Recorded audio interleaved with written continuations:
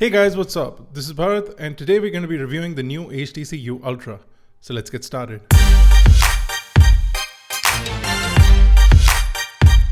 Now there are a lot of important things to consider every time you look at a new flagship smartphone. As far as we're concerned, the HTC U Ultra is HTC's new flagship Android smartphone. Even though it does not particularly replace the HTC 10, it has been placed at a price point that truly reflects with the kind of flagship phone that you can expect from HTC.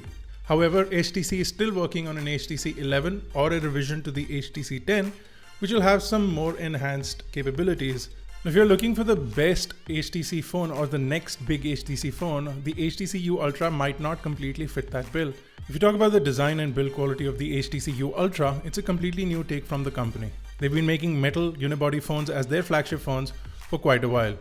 If you do consider the U Ultra a flagship, it's a mix of metal and glass.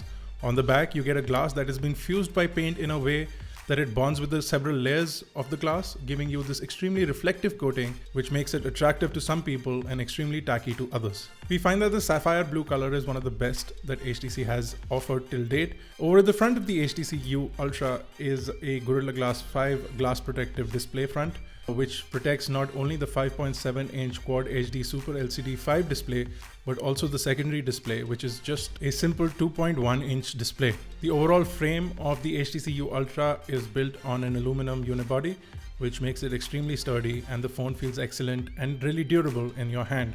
However, the glass on the back does make it extremely brittle, and if you do drop this phone a lot, you might end up finding yourself with a broken back panel, and hence HTC does include a free back cover inside the box of the phone. Now this is the first time a full-fledged flagship manufacturer has popped in a back protective cover inside the box. So that is definitely something worth considering. Now the display is one of the most attractive features of the HTC U Ultra. While you're holding the phone in your hand, reaching the ends of the display with one hand is practically impossible. It is a large screen phone, and despite that it does have a large forehead and a chin. People with smaller hands will find the phone uncomfortable. Now the 5.7-inch display is bright, and being a Super LCD 5 display has excellent color reproduction and brilliant viewing angles. The display looks excellent indoors as well as outdoors, and the Gorilla Glass 5 definitely helps with the viewability of the phone. The secondary display is something that you won't find yourself using quite a lot initially, but then once you start getting used to it, it is something that really comes in handy as a secondary option to give you all the information. So instead of notifications popping up directly on your screen, they'll pop on to the side on the secondary display without disturbing your current usage. So if you're watching a full screen video on the HTC U Ultra and you get a notification, it just pops into the secondary display without disturbing your viewing experience. While it's not the first time we've seen the secondary display, I feel that HTC has utilized the secondary display in a really good manner, and they've integrated it well into their operating system, into their Sense ecosystem, allowing you to control a lot of things from the secondary display, making it actually useful. Now the phone does run Android Nougat. It will be updated to Android 7.1. It will support the Google Android Assistant, but what HTC has also done is removed redundant applications. Now they did this first with the HTC 10, and they've continued to do it with the U Ultra. So you only find applications from Google as main apps. So things like a secondary browser or a secondary contacts list or a secondary email client have been removed, and they all are now Google applications. So you don't need to go through multiple apps to know what you're using, because at the end people end up using Google applications the most. Sense is as good as it was initially, so it's fast, extremely responsive, and highly customizable. You do have blink feed sitting on the left for those people who like aggregating their news feeds. You can also find iGyaan in there and add it to your news feed. Let's talk about the camera on the HTC U Ultra. Now over at the back is a main 12 megapixel camera. Now this is an HTC Ultra Pixel camera with a 1.55 micron pixel size. You also get PDAF, which is face detect autofocus, along with laser autofocus, which helps you focus in extremely low lit conditions, and it works absolutely fantastic. You also have a backside illuminated sensor and optical image stabilization with an f1.8 aperture, giving you a really good camera experience from the back, especially in low light conditions. Now the dual tone LED flash is bright, and it will help you brighten up your low light subjects. Without it, the images are sharp even in low light conditions without any artifacting or ghosting being found on the image. If you take shots in daylight or in well lit conditions, you'll find that contrast and the color reproduction from the camera is spot on, and is one of the best camera sensors that we found in this price bracket or on a flagship phone today. That being said, the way HTC is processing the images and storing them on the phone may remove some of the quality of the image, and you can capture a RAW format using the Pro mode on the camera. The phone also shoots things like hyperlapse, and you do have the Zoe capture feature enabled, so you get all those editing capabilities. You can capture 4K video recording, but one of the greatest interesting aspects of the HTC U Ultra is the 3D audio recording feature, which uses the 4 microphones that are on the HTC U Ultra to capture a 3D audio. This sounds and works really well with 4K video, and if you're capturing 4K video a lot, you will really appreciate this feature. Interestingly, the front camera on the other hand has a 16 megapixel sensor with an HTC Ultra Pixel. Now the Ultra Pixel on the front camera is the first generation one, not the second gen, which is on the rear camera. Another interesting aspect here is that on the HTC 10, HTC enabled optical image stabilization on the front camera, which is missing on the HTC U Ultra. It's a feature that will be missed. You still get a backside illuminated sensor, and you do get some additional features including live makeup. What's also interesting is that the front facing camera captures only 1080p video. Test of selfie or front facing video with the HTC U Ultra, and it does record 3D audio on the front camera as well.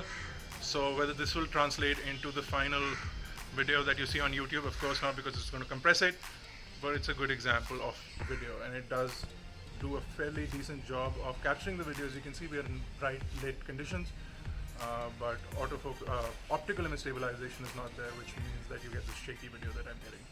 The front facing camera captures a wide selfie because of their selfie panorama, so you can utilize that feature. Now on the inside of the HTC U Ultra is a Qualcomm Snapdragon 821 chipset.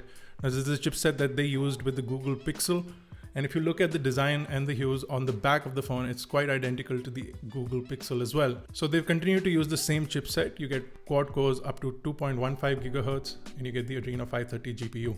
Now, as far as performance is concerned, we found that the HTC U Ultra works right up there with all sorts of flagships. Multitasking and day-to-day tasks are fluid, and with the new HTC Sense, memory management is on point, and you can switch between applications and manage that memory, even though it's only 4 GB of RAM. In comparison to something like the OnePlus 3T, we found that the HTC U Ultra does not stay behind as far as performance from day-to-day tasks is concerned. If you're one of those people who like benchmarks, the HTC U Ultra scores around 120,000 on AnTuTu, along with a 3913 on multi-core on Geekbench. As far as gaming is concerned, the gaming experience is pretty impressive. You do get a stereo sound from the HTC U Ultra, utilizing the same feature that they did with the HTC 10. Using the lower speaker for lower ends and mids, and using the earpiece speaker for mids and highs, combining the sound to make it sound like a stereo experience. But the sound from the earpiece speaker is extremely tinny, and if you do end up muffling the main speaker, it sounds horrible. Now on board is 64 GB of storage. In India, however, we do not get the 128 GB variant, which does have a sapphire crystal glass front. It would have been something that I really wanted to test, but unfortunately HTC has not launched it in India. With the 64 GB of onboard storage, you will be able to manage most of the things that you need to carry with you. The phone also does support up to 2 TB of micro SD cards, although 2 TB micro SD cards are not readily available. So you can use a 256 GB micro SD card. So it is a hybrid tray. You can either use 2 SIM cards or 1 SIM card, and up to 256 GB or more SD cards when they are available. As far as phone calls and networks are concerned, it works with all 4G and VoLTE networks in India. If you're making voice calls over LTE, or if you're basically using 4G, the phone will support it in all networks. And the connection quality and the overall audio from the speakers, as well as noise cancellation on the other end, is absolutely spot on. The phone does have a 3000 mAh battery, but we found that the talk time on this phone was ridiculously long. We got easily 7 to 8 hours of talk time on 4G networks, which in itself is a feat to be achieved nowadays. Standby time is also pretty impressive. It does have Quick Charge 3.0, so it charges up the phone really swiftly. You get anywhere from 36 to 37% charge in just 10 to 15 minutes, which makes the phone extremely easy to recharge and use from a day-to-day format. The battery lasted us about a full day without requiring a charge with the kind of usage that we have, which in itself is pretty impressive. The phone does have all the other features that you would come to expect from HTC devices. Another interesting aspect that HTC has enabled is the HTC U Sonic sound capability. If you use the included wired earphones with the HTC U Ultra, you can use the HTC U Sonic, which what it does is triggers a little sound through your ear canal, and then maps your ear canal to give you a more fitted sound. Now, I could explain this on video as much as I want to, but you will not really get to understand this experience until you put on those U-Sonic earphones and listen to the difference between a U-Sonic and a non-U-Sonic sound.